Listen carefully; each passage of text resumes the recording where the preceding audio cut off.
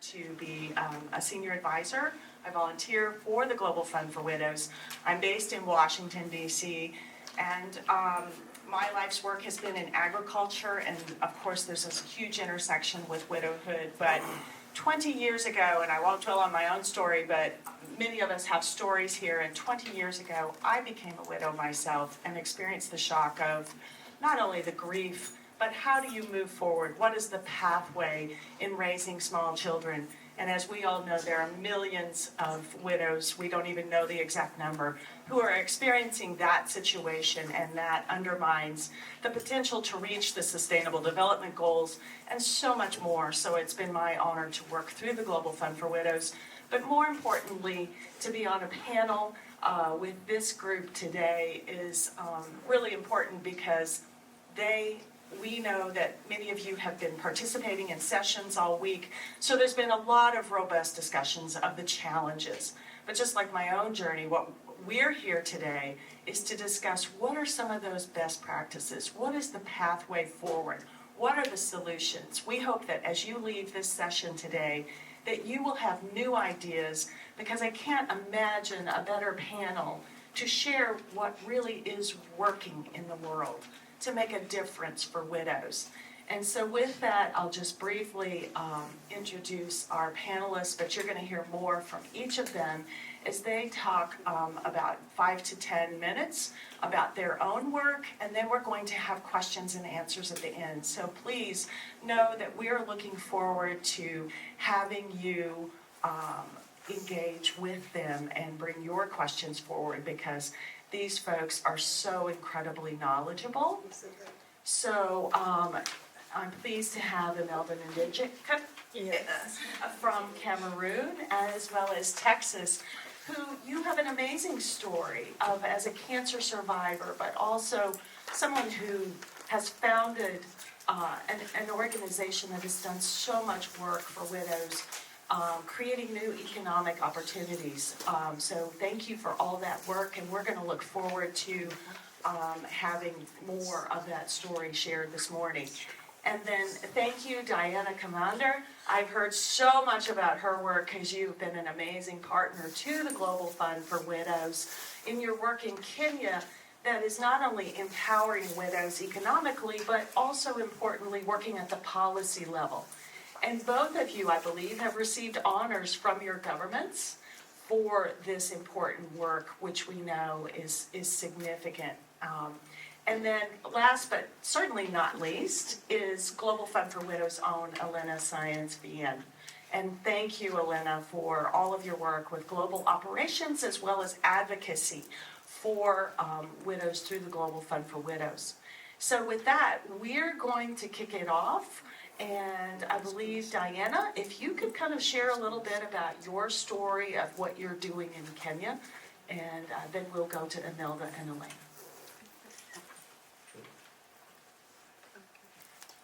Good morning, everyone. My name is Diana Kamande from Kenya. I run Come Together Widows and Orphans organization, an organization that is so close to my heart, an organization that I started because of my own journey after I found myself into the shoe of becoming a widow. It's a shoe I wouldn't wish anyone to wear, but out of it I found my purpose, and out of it I met Heather online about 8 years ago, and it has been a fulfilling journey to serve widows together, and I wouldn't have gotten a better partner than Global Fund for Widows, because Heather is also very passionate, and she has really done amazing work in Kenya. Everybody speaks about me, but also Heather is in Kenya indirectly through me. Through me, there is Heather in Kenya, and amazing Elena Nagesh and the amazing team. So I would want to talk about the intersection of widowhood and poverty. When I personally became a widow is when I realized that the need of a widow was more than just getting rent, getting school fees, but I believed in something that is called sustainability. How do you get widows to the level of themselves becoming independent and sustainable? That even if today you get in there, bring a funding and you leave, tomorrow the widows will not live with you, but they will continue living. I hope you understand the difference. Because you can start a program, and when you leave, the program dies.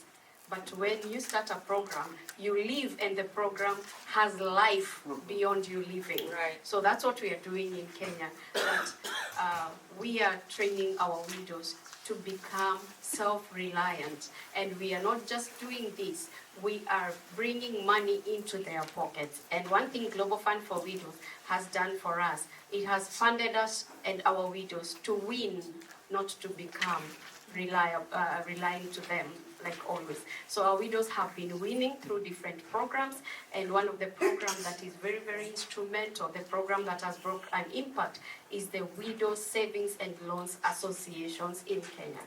We have 129 banks and more in waiting. We started the first one, I have never forgotten the date, 19 April 2019 was our initial bank in Kenya when it started. It's like the birthday, the way you don't forget it.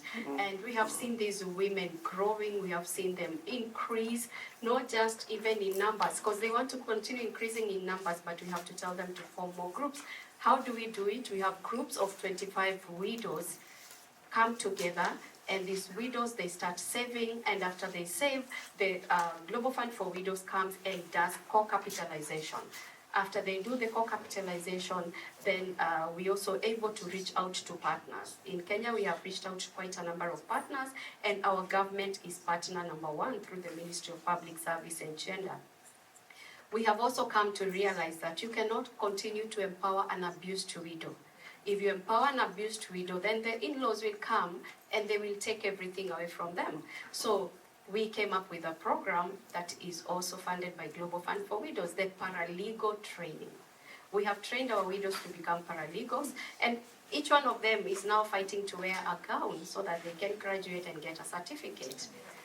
It's because all of them want to become very, very empowered. And economic empowerment is not the only source of empowerment, but even changing their mindset through teaching them on what to do. The other area that we have also been able to work together is we have widows who are into skills training. Widows who are in skills training, some of them you find they never went to school, or they dropped out of school when they were young and they got married. And they want to do something so that they can be able to fend for themselves and for their children. We have widows who are into tailoring and design, and this is how Global Fund for Widows has also been able to empower those widows. When we were making our gowns, our graduation gowns, we did not order them from the shops. I and Heather had a conversation, and we say every coin has to go back to the widow. Every dime goes back to the widow. And this is how we empowered our widows. They are the ones who designed the gowns, made the gowns, and those are the gowns we are using today.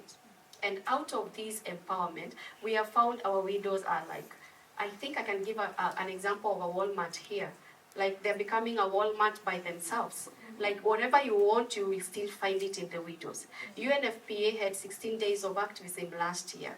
We were able to talk to UNFPA, and the procurement department gave the tender for t-shirts to our widows.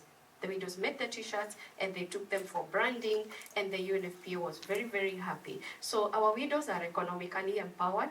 And just a few weeks ago when Elena was in Kenya, actually 1 week, they were asked, what if Global Fund for Widows leaves today? What if the partner leaves today? Can you leave the groups? They said no. We have gotten more than money in the groups. We have gotten sisterhood within the group. And I think that is the best thing that Global Fund for Widows has done to us in Kenya. So everyone who is feeling like partnering with us through the Global Fund for Widows, continue funding Global Fund for Widows, because it is making us to win. Yeah, it is our partner that I can beat the drums for. I can blow trumpets for Global Fund for Widows wherever I go, to my government and even to other partners. They have funded us not to make us continue asking for funding, but they have funded us to win. Thank you.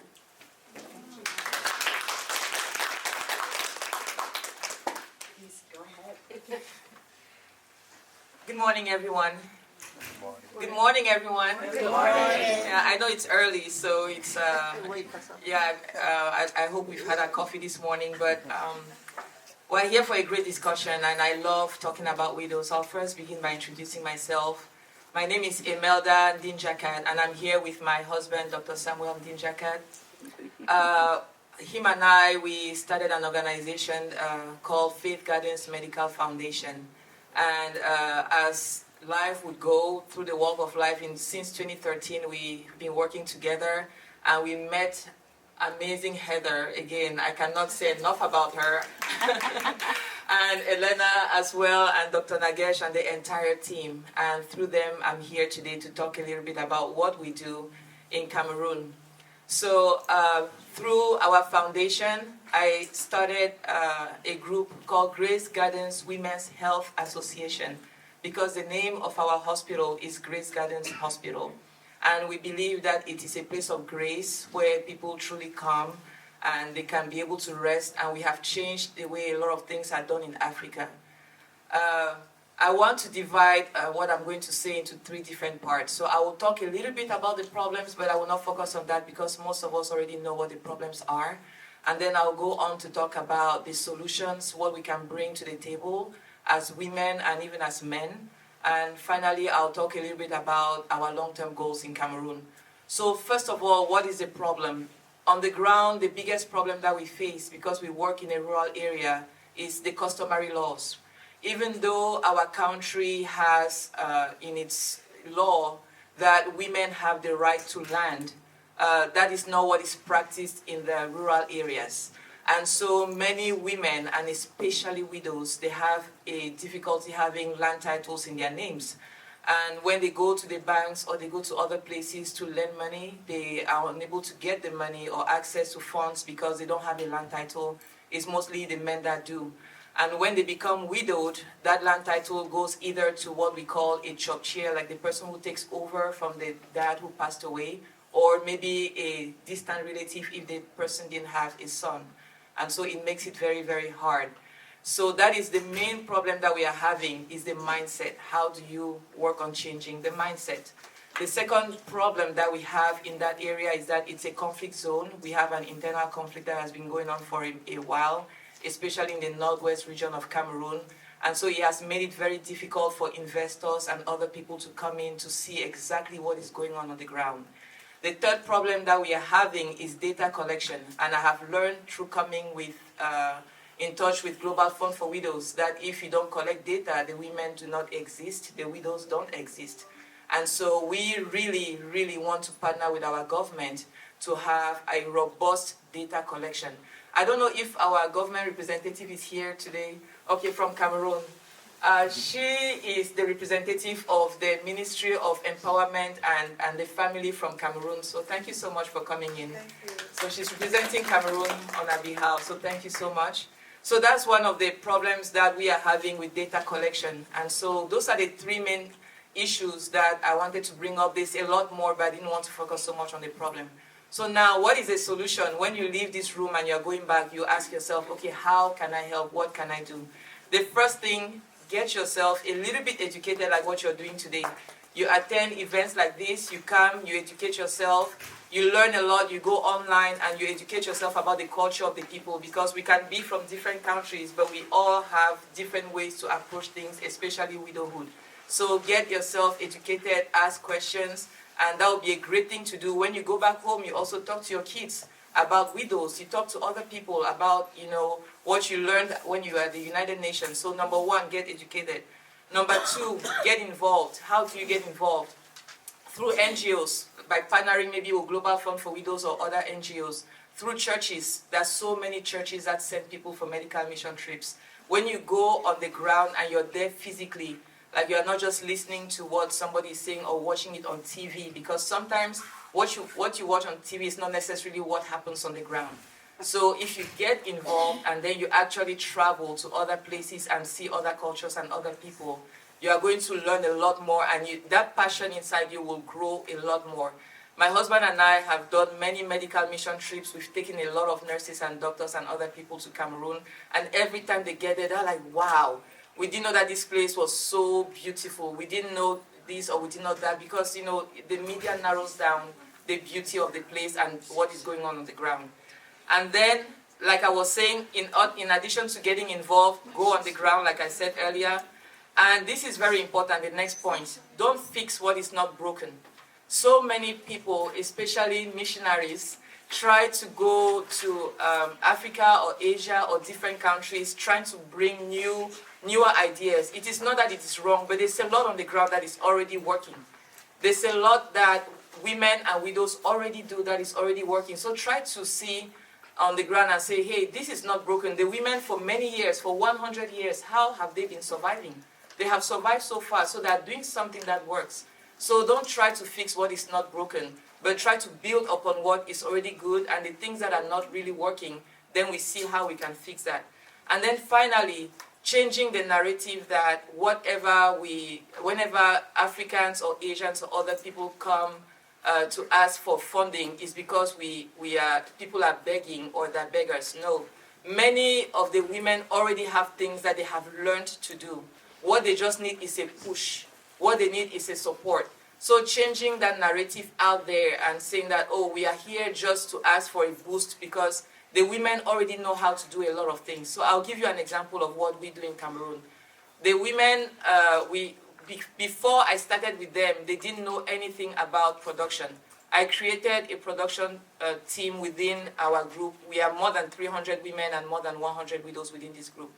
We brought people to educate them on how to do natural soaps, medicated soaps, to do Vaseline, to do bleach, to do so many products. Today, they are doing those products and selling it all over the markets. All they need is just a little bit of added capital to make it even bigger. So they are already doing something. We don't need to fix what is broken. So that's one of the things that I wanted to really discuss about. So now, what is our long-term goal as Grace Gardens Women's Health Association?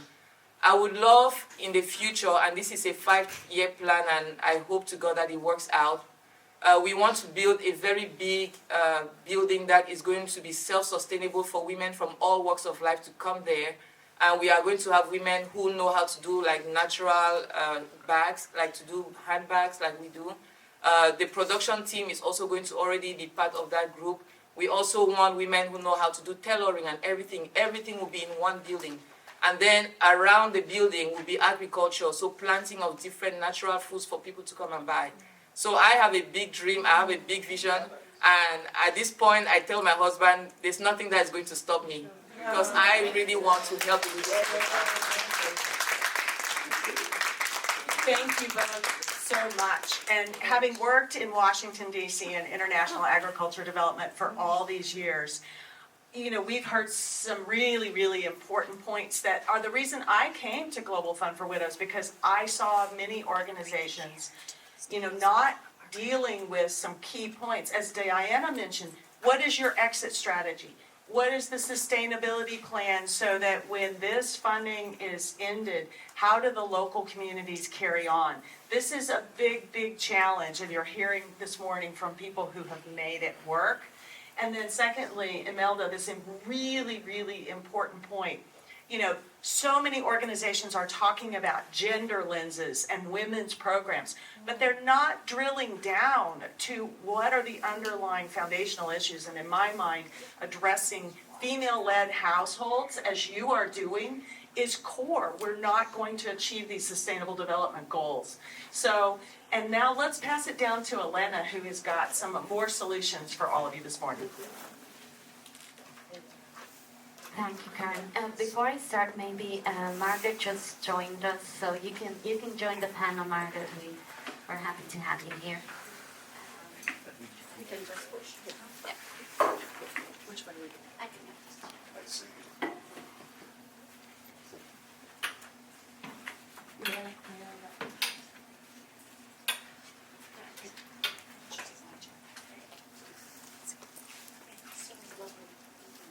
Everyone, this is Margaret Owen. She's come all the way from London. 30 years of amazing work on widows and peace and conflict. So it's truly an honor to have you here today.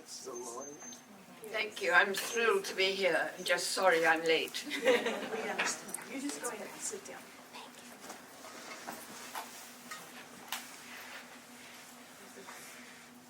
Oh, is it my turn now? Would you like to? Okay, well, We're doing that.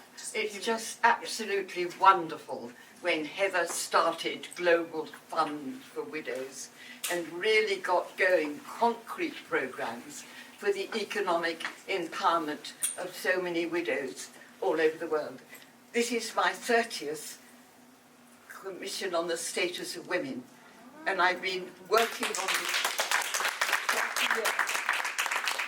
By the way, I haven't got a watch on. What's my timing? You tell me when to start.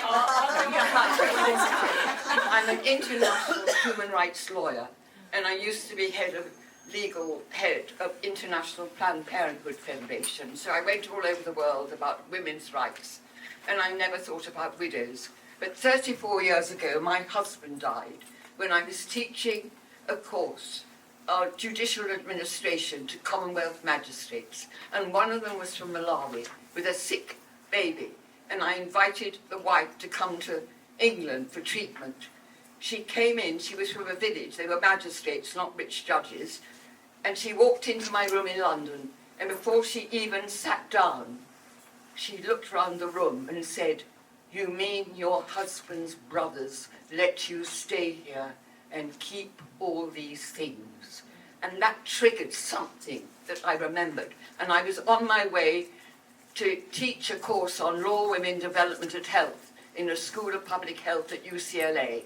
And that was 2 years before Beijing. And that's when I started. And we had our first international workshop on widowhood in Beijing. And I am angry. At 92, I can be angry. Very, very angry. That still, although thanks to all the work that Global Fund for Widows does, and lots of people do, and just hearing from you in the Cameroon and everywhere, there's hardly not enough mention of widows in the draft agreed conclusions. And I just want to say, it is incredible. This omission is scandalous. And next Tuesday, when I won't be here, my UN rep, who's also your UN rep, Susan O'Malley, will be reading my 5-minute oral statement. Oh, he's doing that. Oral statement to the General Assembly. But you see, all over the world, the majority of women are destined to be widows, because most women are getting married, and they often married men older than them, but anyway, women outlived men, and so on and so on. So there are uncounted millions of widows, and they are increasing every day as I speak now, whether it's in the Congo or in Ukraine or in Gaza, except there 70% of the people killed are women and children. But everywhere, because of conflicts, because of unbelievable torture of widows in autocracies. Remember, we've got more autocracies now in the world than we have democracies. And it is scandalous because the priority theme of this CSW68 is the reduction of poverty. And widowhood and all the deprivations that we all know about, how they're right outside the protection of the law because their lives are determined by patriarchal interpretations of custom, religion, traditions. We know that widowhood is the key driver of taking girls out of school into early marriage. And just the other day, I was at a meeting about girls not brides, about child marriage, and nobody mentioned child widowhood, and nor has UNICEF or ever go on about child marriage. They don't talk about child widows. And then there's another category, uncounted, of widows, who we call the half widows. And these are the women, maybe it's even more terrible to be a half widow than a full widow. These are the women who don't know what happened to their husbands, who've been forcibly displaced or missing. Are they in a mass grave somewhere? Are they in prison? Where are they? And they are in legal limbo. They cannot remarry again. They have all the stigma of widowhood, but it's even more wretched. We coined that phrase, half widows, in Kashmir, where you know what is happening in Kashmir, and where men are abducted and women are being raped. And then it is an absolute monstrous omission that they are not prioritised. And I have problems at my age not always understanding the modern language of today's international bureaucracy. Because we have the word intersectionality, which means that you hardly dare mention the word widow because it's all buried in this intersectionality. But when I look through the well, they're going to negotiate endlessly next week on the draft of the agreed conclusions. When they talk about indigenous women, migrant women, women with HIV/AIDS, old women, young, they don't talk about widows. And when they talk about harmful traditional practices, they'll talk about FGM, child marriage, preference, but they never talk about the absolutely appalling mourning and burial rites, which are torture. And I'm very involved now with the wonderful women who are working on non-state torture, and we're trying to get, through my own legal network, an amendment to the Convention on the Prevention of Torture, because that's only about states, whereas women, and widows is such a good example, women and girls are subject to torture often by their family members, but they are non-state actors, so that's something that we must all do. I think you want me to stop in a minute. But it is, so, I mean, thanks to Heather, we want widows in every country to come together, however small, start it up in every country. There has to be a widows association. And then we get back to the other issue in the priority theme about funding, and all these small widows groups need the funding, and they can access the capacity building and the training so that they can actually be party to decision making. Because what we have to have, anyway, we know, is women everywhere, at every level, in key decision making. And when we've got, it's the 24th year of UN Security Council Resolution 1325. Why aren't widows?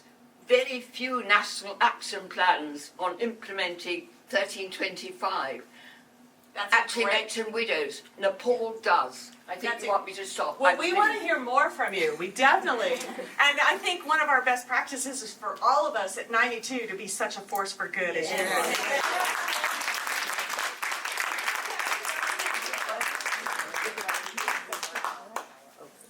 Thanks so much, Karen. First of all, I just want to share how honored I am to share a panel with such amazing women and examples of grace and strength.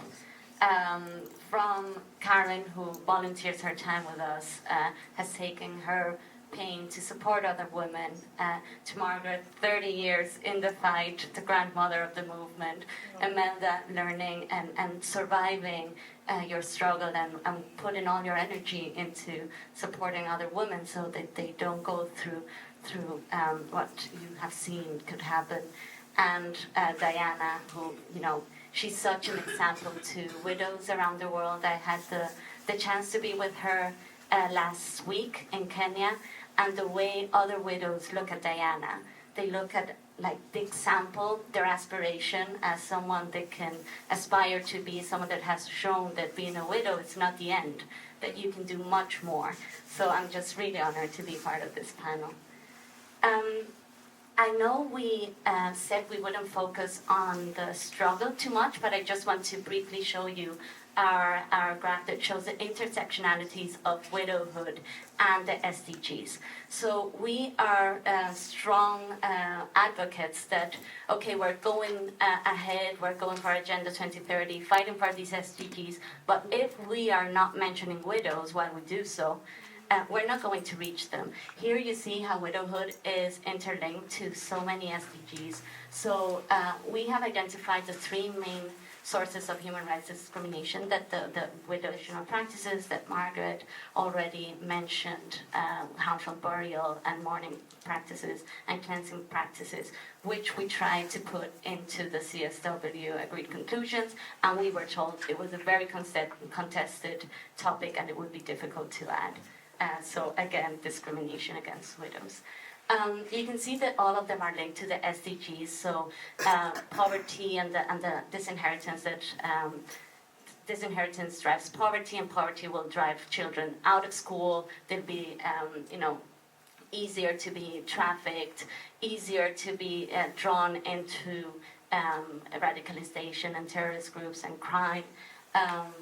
There's HIV linked to the harmful traditional practices. I don't want to go, I know we have to be brief on the struggles, but I just wanted to make sure that we have a clear idea that the SDGs will not be fulfilled if we don't address widowhood. Okay, now more into poverty and financial inclusion. So we've identified that there's this financial inclusion gap, and this is due the widows, when they're disinherited, they're unbankable. We're reaching to an unbankable sector of population, right? And they have no access to collateral, no access to a co-signer, and a lot of places they're asked to have a male co-signer, and they don't. So when we surveyed more than 100 organizations that represented widows around the world, and it was more than 1 million widows represented there, and we asked them what it is that you need the most. And 70% of the organizations said that they needed better access to capital and decent work. As Diana was saying, and as Mother was saying, these are strong women that already know how to make a living. They just need that little push, that access to the finance, and then they're good to go. They're strong women, they know what to do, and we're just there to give them this small little push. So the way we do it is through our WISALAs, the Widow Savings and Loan Association. Diana already gave you a little bit of an overview of what we do in Kenya, but we have WISALA programs in several countries, in Egypt, Tanzania, in Kenya, Cameroon. We have in different countries. We have more than 216 WISALAs at the moment around the world, and we're opening more as we speak. So the WISALA, the idea behind the WISALA is to provide a permanent and sustainable source of capital, credit, and savings to the widows. As Diana said, we build groups of 25 widows that work together in a microbank. This microbank, I think it's very important to say, it's owned by the widows. It's led by the widows. They write their own constitution. They decide the rules. They decide how much interest they're going to pay for their loans. They decide how long they can take loans for. So it's all managed by the widows, and they choose their leadership and their treasurer. So it's all about ownership of the widows. We think it's very important. While we ask them to save 1/3 of the amount of the amount that we calculated is necessary for a micro enterprise, while they're doing that saving, we're providing training. So we provide financial literacy trainings, business trainings, entrepreneurship trainings. We really train them in the importance of savings, so they have this saving culture and they know how to operate as saving groups. Once they've trained, we co-capitalize the bank with them, right? So we provide a 2-for-1. If they have saved 33% of the amount needed to launch a microenterprise, we will provide 67%. So once we co-capitalize the bank, each of the women has a share in their bank, and they're co-owners of this bank. I think it's also important to say Global Fund for Widows is not we're not doing microfinance. It's a grant. So the money that we put into the bank, they keep. And the money that they get from their interest in their loans stays in their bank. So as they take loans, as they pay their interest back, the amount in the bank grows. And meanwhile, they're getting benefiting from their income from their business that they have launched, so they can buy more shares in the bank. So we see that in 1 year, the amount in the bank, the money multiplier grows, and they can take bigger loans to have bigger businesses. So our key success metrics, we can see in 1 year, the average monthly income increases by 5,000%. We see that their savings increase by 183%. And then we also want to measure the impact that this income has and this savings have on their on their livelihood and how they live.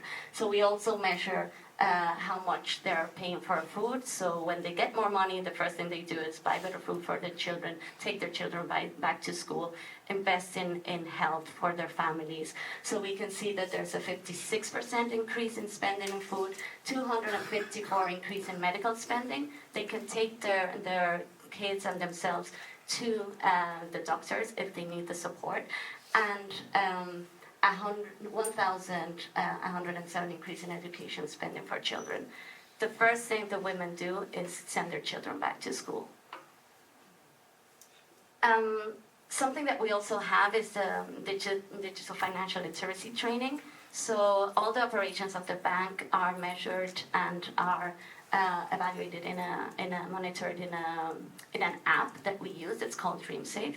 So, for example, anywhere we are even from New York, we can go into this app and we can see how well the widows are doing. So we can monitor their savings, we can monitor their loan payment rate. So we can support them, of course, with our team in Kenya. We can support them if we see that they need any support, or if someone's struggling to pay their loan back, we can identify that widow and provide support and see how they're doing. Something that we also add, and I think this Diana mentioned it too, is we have our paralegal program. So we identify that more than 90% of the widows don't know their rights. So even in countries where we do have laws that protect widows and protect their rights to inherit, or protects their rights to not be forced to engage in rituals and in cultural harmful practices, they don't know they have their rights. So it's very important for us to train them on their rights. We have a module that trains them on the Constitution, on gender-based violence, on laws of succession, marital laws, and this way they become paralegals for their communities. So we have this big celebration. You can see them with the gowns that Diana was talking about. Once they have their certificate, they can act as paralegals for their community. And if another woman is struggling in their community, they can be the ones that tell them that they have rights and help them access justice. Again, we also advocate at the UN level, at the local level, at the regional level, the national level. I just wanted to mention that today is the 2nd anniversary of the General Assembly Resolution of Widows. Heather and many, and Global Fund for Widows and other widows organizations worked really hard to get this resolution passed in the General Assembly, and it's the first international document that talks about widows and their rights. If you want to have a look at it, we have it in our website, and you can find the resolution there, but we're happy to share if anyone is interested. We can guide you to it too. We also work at the national level with the support and working with strong partners like Diana. We've managed to change the laws in 5, for example, in Kenya, 5 different laws that supported the rights of widows were changed. I can let you speak more about it later, Diana, if you want. But we work with several different countries to make sure that the rights of widows are guaranteed. So our overall impact, I won't go through it because we don't have that much time, but you can see our overall impact. We are growing. Our aim is to reach as many widows as possible. We also want to work on prevention. So we are working, for example, with the Ministry of Kenya to launch preventing campaigns so that widows, we've heard so many widows say when we talked in the paralegal module, say, if I knew. If I knew when this happened to me, I could have fought for my land. I could have fought for my property, but they didn't know. So we want to work on prevention campaigns. We're also working, before I forget, on mental health. So we, while working with the widows in Kenya, I think and in the rest of the world, we really want to hear from them. So while asking them what it is that you think you need, what other support you need, we identified that a lot of them were struggling with anxiety, depression, stress, trauma from all the, the struggle they have gone through. So we're going to introduce a wellness module that will be group therapy so that we can address the mental health of the widows. So they can thrive and they can, create their businesses and go on with their life as they deserve. And I think that's all for me for now.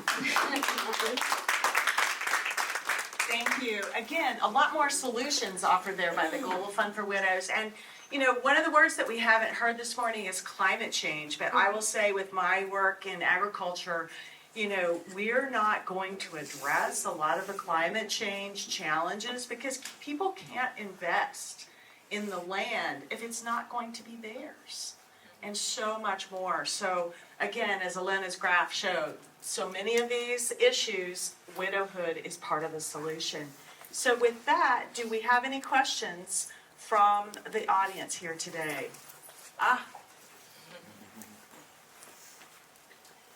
Thank you very much.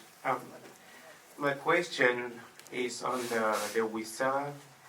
It says that you have the 33% from the initial capital. Does it depend from each widow's group, or there's a specific startup capital for them to start their bank or their microfinance? So is there, like for example, we are working in Cameroon, and we would love to know, like, if we are working to qualify, what is the 33% of what is it? I'm sorry, I think we only have one working mic, so so it changes from country to country. It depends on what we think. There's an analysis to see, okay, how much does it cost to build a micro-enterprise? When we say micro-enterprise, it's something very small. It can be like buying chickens or buying a cow, like just something that gets them going. So there's this analysis and this, how much does it cost to build a micro-enterprise? But also we need to see how much it's feasible for them to save, right? We don't want it to be an amount that is impossible for them to save. So we have to do that calculation and that balance between what is necessary, but also how much they can save. So no straightforward answer. It depends on the country and the economy of the country. Great. More questions from the audience? Thanks. So when you all start a microbank, how many people on the ground do you need to help support that? Because obviously you need sort of educated, financially aware people that are on the ground able to assist the women to get going. How many people does that require, and how do you find those people? What a great question. Okay, I go first. So we calculated around one field officer per 5 groups. It depends, of course, also on how far the groups are. Sometimes, it again depends on the project, but we've identified around 5 groups per field officer. And on looking for people, I'm going to pass it on to Diana because she's the one that built the team. Yeah, as Elena has said, one field officer, 5 groups, but distance, and also there are some areas where you might find the officers we send, they might need interpretation. Right. Yeah, before we train a local officer who can speak to the language that the people on the ground understand. So we might end up needing up to like a maximum of 3 officers because of interpretation. And also these people, they also need to rest. So you cannot put your field officers like they're attending groups like every now and then. So they also need, when someone is resting or in office doing their software work, you can have someone else in the field. So we could need up to maybe to set up a good office as a startup. between 5 to 7 officers to start up. And where do you find them, Diana? Are they, do you go to a university, or where do these people come from? How do you source them? Good question. I get requests from university students who want to intern with us. I think a huge number of our staff has come from those students that we have trained.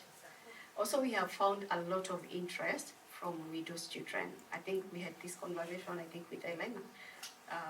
We found out actually, we never knew this, but in our conversation we found out a huge percentage of our staff, like 60%, are sons and daughters of widows. Because they have lived the story and they came to give back and they ended up being our staff. Got it. That makes sense. They have first-hand knowledge of how it works and what the impact is. Yes, we don't put that out there when we are asking maybe for people to apply for job opportunities, but we have found like it is now becoming the trend. It's not a qualification, but we have found out quite a number of our staff. They are definitely, yes, each one of us in the society, we are all related to a widow in one way or another. So most of them are. Yeah. Thank you. Thank you. I think, Karen, before I return the mic, I would want to speak about climate change. You didn't great. hear about Yes. it because we are timed. We are doing green resalas. We are doing green resalas, and we are in Kajiado County in Kenya, in a forest known as Oloitoktok sub-county, where we have a group known as, in Masai, they call themselves Osiligi Lengolia, meaning hope for widows.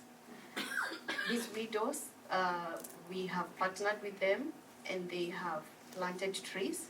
And last year we had a holiday to plant trees in Kenya, and I remember their member of parliament bought trees of over 10,000 US dollars for them, which is about 1 million Kenya shillings, slightly above.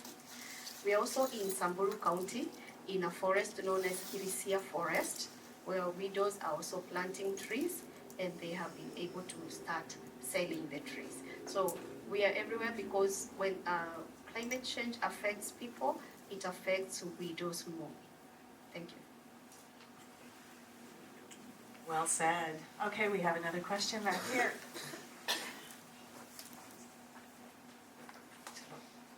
Talofa, my name's Lucy Rasmussen. I represent Pacifica peoples of the diaspora in New Zealand. I come from Samoa. It's a little country in the South Pacific, and it is approximately 180,000 population. And the model that you've just said to have that you have a bank would be perfect for our rural women in Samoa. I'd like to know how big do you need to start it? I mean, we have the rural women. We would actually know the widows and be able to collect that data quite easily, because it would take about 3 hours to get around one island. So, but we would have a lot of widows. So, how big does it need to be to start a micro bank? Another great question.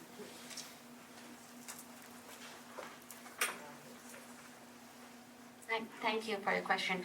So we always work with local partners, and it's a matter of finding the right partner, someone that has access to the widows, which I think you said you already have, so that's great. We always try to have an implementing partner that can have a good link with us and have a country director that works with us directly there. And then in terms of the group and the size, it depends. I think we can pilot. We can try to pilot in different places. We have done it in several other countries where we don't have big programs.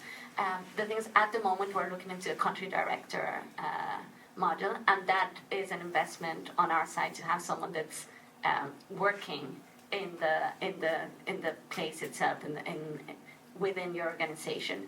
So it has to be a group that's big enough so that investment is worth it.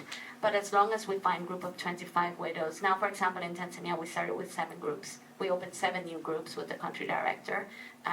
So it's a matter of seeing in the cost and the benefit, how many widows we could reach with the cost that it entails. But we can start small. In Kenya we're talking big numbers, but we've been established in Kenya for a long time. We're always looking at new localities, places where we can pilot and we can start small and then grow as in Kenya. And that builds on one of the unique things that I think about the Global Fund for Widows is that you embed your employees into the local organizations. Washington, D.C., there's a lot of talk about localization, and you've got a really unique module. Thank you very much. I came in late. Maybe I would ask something that has Could been you introduce previously yourself said. too? I should have asked. My name is Alamitu Jatani. I come from Kenya. My husband is a governor in one of the counties in Kenya. And in Kenya, I would like to say thank you, Diana, for taking the lead on the issues of widows. I also want to appreciate the wife of the Deputy President, who has really added her voice on the issues of widows in Kenya. I'm looking at the Global Fund, and I'm looking at widows in two perspectives from where I come from. We have internal conflicts where we have communities who do cattle rustling, and they fight over resources, and you end up having widows who have been killed during those internal, conflicts, who sometimes look at themselves differently from a widow who has lost her husband due to natural ways, if I put it in quotes. One who feels the husband has been groped by another tribe because he was killed in a raid or inter-tribal clashes, where I come from in Marsabit. Putting these two groups together, while I know each of the widow groups is psychologically affected by the fact that when you don't have a husband and the issues that come in with the inheritance and all other problems that come as Africans, this other one has more issues psychologically they're dealing with. Coming to now the program, as you group them, is there a minimum amount that these widows need to save or have for them to be funded to be able to start that program? And in the outreaches where, like you said, there are some times where you go out and you have language barriers, how do you overcome it? Because we are looking at a place that is very far from the capital city, where most of the programs are normally stationed, and we're looking at about 750 kilometers from the main town. So sometimes when organizations come, they would really want to be around where Nairobi is, other than going to the grassroots. And when looking at the grassroots, you look at a radius of maybe 100, 150 kilometers and not going to the deep. How do you look at this group of widows? And what kind of financing, startup capital are we looking at as we go home maybe and advocate for the issues? Thank you so much. Right. Elena, we want to start with you or Diana?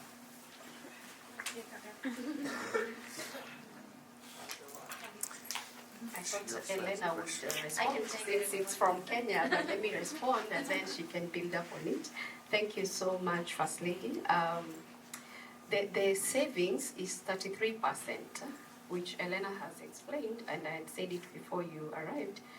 This is what we agreed on when we did the analysis and everything in 2018. Then Global Fund for Widows comes and tops it up 67%, at 67%.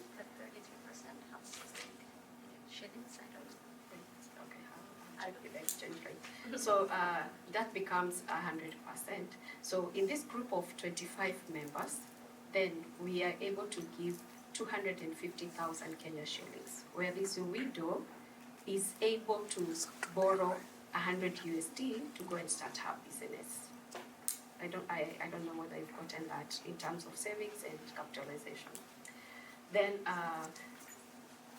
Widows of the Conflict is a conversation I and Heather have had. I told her, even recently we had the issues of widows in Elgeyo Marakwet, where we have very young widows, the same issue of cattle rustling.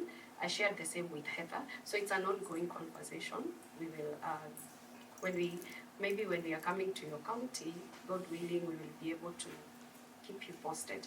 And maybe Diana, we've got another question and we're trying to wrap up, I believe. Okay, So let me finish this one. Yeah, and and then maybe we'll have some follow-up conversations as a result of today. Thank you. Like right now, we have started a project in Meru. From Meru, we are going to Kisii. What we are doing, because of the issues of language barrier, officers having to travel from Nairobi to other counties, it becomes very hectic, and also it's a burden to us financially. So the easiest thing is to set up an office in that county. We are doing this in Meru, we have done it in Nairobi, we are doing it in Kisii very soon when we get to Kisii chapter. So what we are asking our government and our county government, and you sit at a very good position as the wife of the governor. When we are coming to your county when that time comes, are you going to help us maybe have our office now within the county government where we can have our staff closer to your widows in your county? Yeah. Thank you. I believe you had a question. Yeah. Thank you so much. My apologies for being late, but I see that wonderful work is being done by my sister. Seeing Margaret over here, I have a question, and in fact the question is to all the panelists. You are coming here year after year after year. Have you really succeeded in making a dent in terms of policies, funding, commitment at the international level as far as widows are concerned, because this is a serious issue? And lastly, what are we doing about the widows in the conflict situations? And would you mind telling us who you are? I'm Pam Rajput from India, President of National Alliance of Women and also Professor Emeritus at the Center for Women's Studies and Development. And I totally work. I've been working with her. I've been working, we have Madham, we call it, Home of Widows in India by Guild of Service. And I'm an active partner in the work that we do in India. Thank you. Thank you. So let's start here quickly with Elena. We're going to have to do rapid fire on this one, I think, but we're going to start. I'm not going to go into the progress because, I've only come here 2 years, and I think this question should be for someone that's come more. But on the conflict of widows, of the widows of conflict, we completely agree that we need to address this issue. We are actually working with the Sierra Leone government and embassy now. They're seated at the Security Council, and we're advocating for a Security Council resolution that talks about widows. Widows are not mentioned in the Women, Peace and Security agenda at all, no mention to them. So this is something that we're really pushing for with Sierra Leone and the Security Council. Hopefully this year, or if not yet, next, we will have that resolution passed. That's our goal. Oh, Pam Rajput, you inspire me. You always have. For the last 30 years we've worked together, and your question is so absolutely relevant to this year, a world in 2024, which is now a world of disorder, and no longer any idea that it is a world based on rule-based order, and everywhere countries are breaking national laws with utter impunity. And although I have enormous admiration for everything that Global Fund for Widows is doing on the financial and banking issue, it doesn't. What we have seen all this week is the fury of the women our side of the other side of First Avenue about the lack of implementation. So it's all very well to talk about Kenya's laws or this country laws or that country laws, or even all the work we've all done together to get a general resolution on the treatment of widows, or 1325, or whatever, but it's no implementation. And I think that should be the emerging issue or the priority theme for next year is actually, and yet their voices are not being heard. And we need to completely change the way that the whole international financial order is. And we understand, I'm ashamed, I have a son who works in the World Bank. He's a good man. But the World Bank and the IMF are increasing the debt in all these countries, which reduces the budgets that they have for health and education, and that affects everything that countries themselves wish that they could be doing for widows. And we have to do something about that as a body of civil society to actually get some reform of the World Bank and the IMF. But quickly to solutions, and I know that Heather and Global Fund for Widows are with us, WPD and W. What we really need now, it's time that we had a UN Special Rapporteur on widowhood. And I think that can only come maybe if we can get the Security Council to commission a special report. Just like Grassa Machel years ago did a special report on children in conflict, which became that we had a UN Special Rapporteur. I think that is really needed, because even a UN Special Rapporteur on violence against women, when I spoke to her at that Glasgow Filia meeting in December, she didn't really do anything. She didn't want to. She wasn't interested to do anything about widows. I was in the Congo last year, and over 65% of all the women in the Congo are widows. And 2 days ago, I think I sent it on to you. It's in French, but lots of people speak French. I think I sent it to you.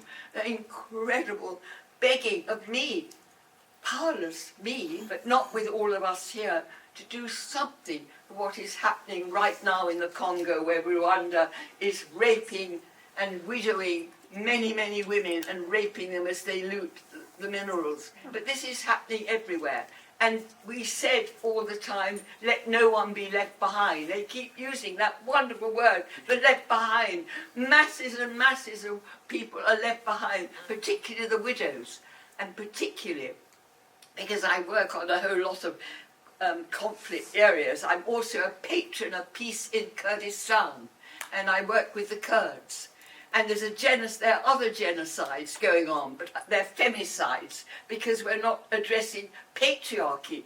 We're not addressing how do we actually change that culture that has gone on for 5,000 years since we stopped being hunters and gatherers and became landowners and settlers, and that was the beginning of feudalism and capitalism, and that's when women were chattels, and that's how we have all these problems, that women think that they can only that they have to get married. And why it's so urgent, and why doesn't the UN understand that widowhood is the root cause of expanding and extending poverty across and down the generation, taking children out of school. It's also a key driver of unaccompanied boys being sent as asylum seekers to try and get education somewhere. And look what happens to women. I have to say, God bless Canada. Canada is the only immigration bureau I know, and they come to us, which actually does accept a ground of asylum about a widow. They mainly come from particular tribes in Nigeria, where a widow is fleeing from that forced remarriage to a husband's brother, or those ritual cleansing by sex, or some of those mourning rites. So Canada is actually, but my government in the UK doesn't it? I don't know why you said something about the Foreign Office, because at the moment we've got a pretty awful government who's just nominated the Sea-Law, who doesn't comply with any of the concluding remarks. But anyway, so I just think it's about how do we go? This banking thing is wonderful, but it's not. But we also have to address those deep-seated cultural attitudes. And actually, I'd like to see every country criminalising all those perpetrators and actors who actually deprive widows of their basic human rights, their right to own land, their right to freedom to marry or not to marry, for credit, mobility, everything, and dignity. And it's not just the poverty of widows, it's about the non-income poverty, which is the poverty of stigma and plagiarization and invisibility. I've spoken enough. Shut up, Margaret.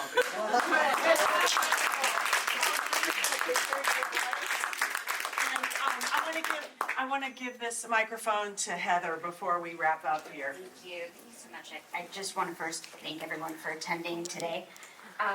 You've heard my name a lot, and it really is not about me, and I want to just say that the incredible team here, the work that they're all doing, the courage that they have to traverse flood, fire, pandemic, to execute on the projects that they've committed to really humbles me every day, and it motivates me to continue doing the work that we do. And it wouldn't have been done without the funders that we have. And so for those of you who are in the room, I want to thank you from the bottom of my heart.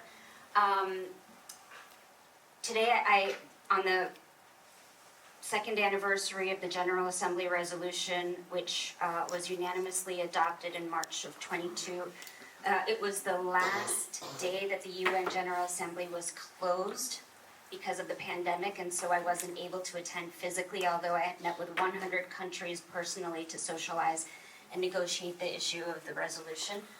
But I do want to note that the resolution was founded, the original idea did come from Margaret Owen, who the matron of this movement,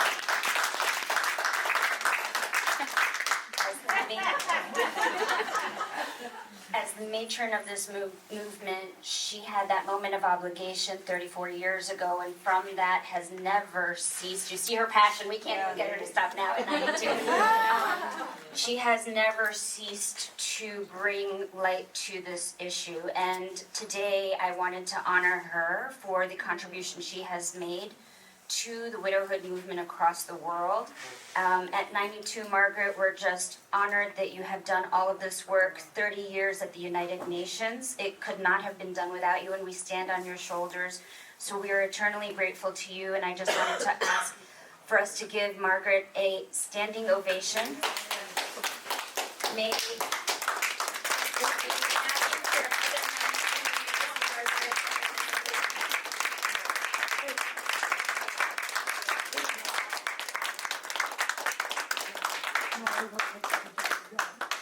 Continue there.